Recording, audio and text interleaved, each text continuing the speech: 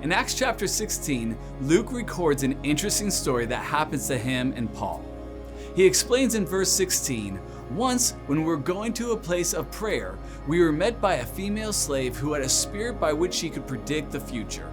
She earned a great deal of money for her owners by fortune telling. She loved to follow Paul and the rest of us, shouting, 'These men are servants of the Most High God, who are telling you the way to be saved.'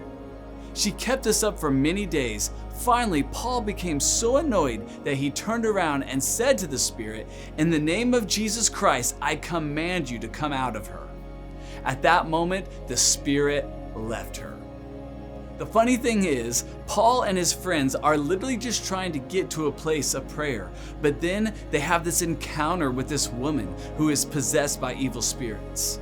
I love this story because I believe it gives us a model on how to handle these extreme or difficult situations. The first thing Paul has to do is recognize there is something spiritual going on here. Again, they were on their way to prayer. They hadn't even been praying yet, but they encountered a person who was in spiritual need. The second thing Paul does after recognizing the situation is how he is going to respond. He could have stayed annoyed and thought, "Man, I just want to get to church and pray." Instead, he responds by looking straight at her and addresses the situation. Finally, Paul rebukes the spirit and says, "In the name of Jesus Christ, I command you to come out of her."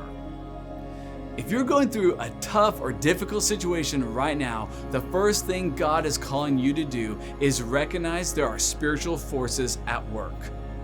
Once you recognize this, God calls each of us to respond. Notice how Paul does not respond in fear, but responds with patience, faith, and hope that God will do something for this poor woman. Finally, we have to be willing to rebuke the spirits at work, because as John tells us, the one who is in you is greater than the one who is in the world.